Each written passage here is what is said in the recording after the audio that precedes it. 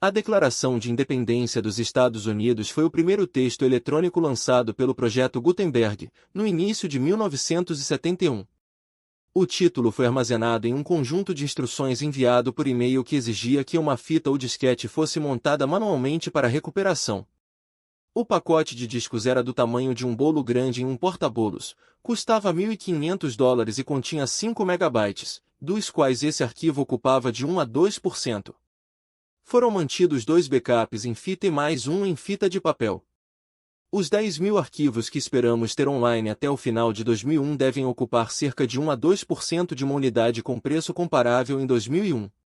Este arquivo nunca foi protegido por direitos autorais, shareware, etc., e portanto pode ser usado e copiado por todos da maneira que desejarem. Fique à vontade para fazer sua própria edição usando isso como base. Na minha pesquisa para criar esta transcrição do nosso primeiro e-test, encontrei discrepâncias suficientes mesmo dentro da documentação oficial fornecida pelos Estados Unidos para concluir que mesmo os facsímiles da Declaração de Independência não são idênticos ao original, nem de outros facsímiles. Há uma infinidade de variações nas letras maiúsculas, pontuação e onde os nomes aparecem nos documentos cujos nomes deixei de fora. O documento resultante tem vários erros ortográficos removidos daqueles facsímiles de pergaminho que usei em 1971 e que não deveria ser capaz de encontrar facilmente neste momento, incluindo Grã-Bretanha. JT, abril de 2005, British é escrito como no original. RO, agosto de 2025, as colunas originais de texto totalmente justificadas do Dr. Hart na versão em texto simples foram restauradas para a introdução. Pequenas alterações no texto foram feitas para isso. Notas dos transcritores. Nota: este arquivo contém o conteúdo original do primeiro e-book da coleção do Projeto Gutenberg, a Declaração de Independência. Este arquivo continha anteriormente uma compilação de textos eletrônicos de #2 a #9. Também continha uma duplicata da declaração, como parte da preservação da história dos conteúdos que não são mais necessários. As variações históricas de #1 estão incluídas no subdiretório antigo acessado na listagem Mais Arquivos na página inicial deste arquivo. Nenhuma edição ou alteração foi feita neles. Todos os textos eletrônicos originais do Project Gutenberg da década de 1970 foram produzidos em maiúsculas, sem letras minúsculas.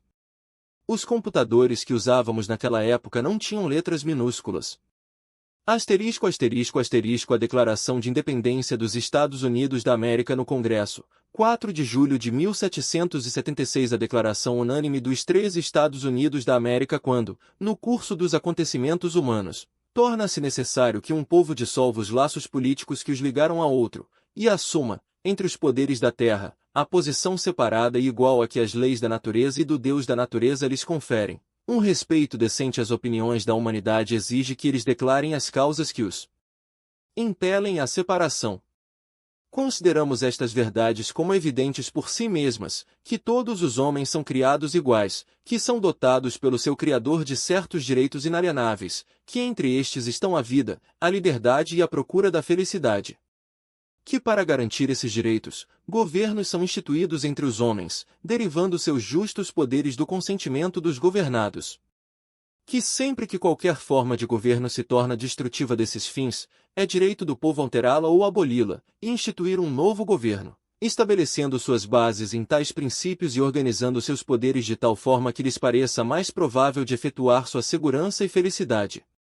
A prudência, de facto, ditará que os governos há muito estabelecidos não devem ser mudados por causas leves e transitórias, e, consequentemente, toda a experiência mostrou que a humanidade está mais disposta a sofrer, enquanto os males são sofríveis, do que a se endireitar abolindo as formas às quais estão acostumadas. Mas quando uma longa série de abusos e usurpações, perseguindo invariavelmente o mesmo objetivo, evidenciam desígnio de reduzi-los ao despotismo absoluto, é seu direito, é seu dever, livrar-se de tal governo e fornecer novos guardas para sua segurança futura. Tal tem sido o paciente sofrimento destas colônias, e tal é agora a necessidade que os obriga a alterar os seus antigos sistemas de governo. A história do actual rei da Grã-Bretanha é uma história de repetidas injúrias e usurpações, todas tendo por objeto direto o estabelecimento de uma tirania absoluta sobre estes estados. Para provar isso, deixemos que os fatos sejam submetidos a um mundo sincero. Recusou o seu assentimento às leis, as mais salutares e necessárias ao bem público. Ele proibiu seus governadores de aprovar leis de importância imediata e urgente, a menos que sua operação seja suspensa até que seu consentimento seja obtido, e quando assim suspenso, ele negligenciou totalmente atendê-los. Ele recusou-se a aprovar outras leis para a acomodação de grandes distritos populacionais, a menos que essas pessoas renunciassem ao direito de representação no legislativo, um direito inestimável para eles e formidável apenas para os tiranos. Ele convocou órgãos legislativos em locais incomuns, desconfortáveis e distantes do depositário dos seus registros públicos, com o único propósito de fatigá-los para que cumpram as suas medidas. Ele dissolveu repetidamente câmaras representativas, por se opor com firmeza viril às suas invasões aos direitos do povo. Ele recusou durante muito tempo, após tais dissoluções, fazer com que outros fossem eleitos, pelo qual os poderes legislativos, incapazes de aniquilação, voltaram ao povo em geral para o seu exercício. O Estado permanece entretanto exposto a todos os perigos de invasão externa e convulsões internas.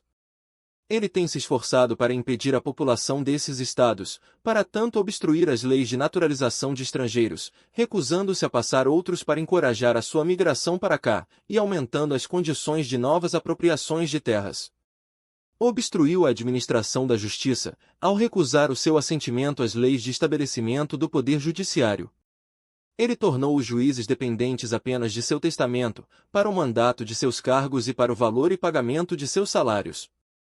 Ele ergueu uma infinidade de novos escritórios e enviou para cá enxames de oficiais para assediar nosso povo e consumir sua substância. Ele manteve entre nós, em tempos de paz, exércitos permanentes sem o consentimento das nossas legislaturas. Ele pretendeu tornar os militares independentes e superiores ao poder civil.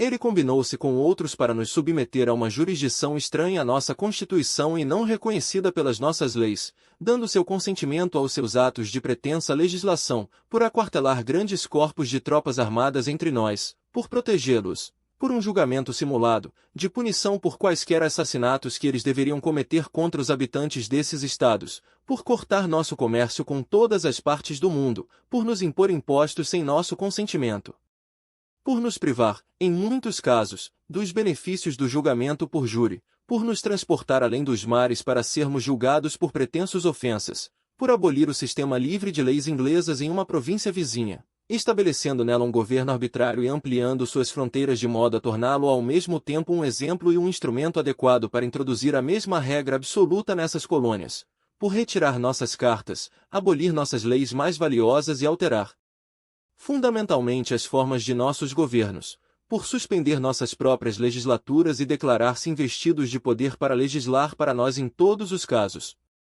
Ele abdicou do governo aqui, declarando-nos fora de sua proteção e travando guerra contra nós. Ele saqueou os nossos mares, devastou as nossas costas, queimou as nossas cidades e destruiu a vida do nosso povo. Neste momento, ele está transportando grandes exércitos de mercenários estrangeiros para completar as obras de morte, desolação e tirania, já iniciadas com circunstâncias de crueldade e perfídia dificilmente encontradas nas eras mais bárbaras, e totalmente indignas do chefe de uma nação civilizada. Ele obrigou os nossos concidadãos levados cativos em alto mar a portar armas contra o seu país, a tornarem-se executores dos seus amigos e irmãos, ou a caírem pelas suas mãos. Ele desencadeou insurreições internas entre nós e esforçou-se por atrair os habitantes das nossas fronteiras, os impiedosos selvagens indianos, cujo conhecido regime de guerra é uma destruição indistinta de todas as idades, sexos e condições.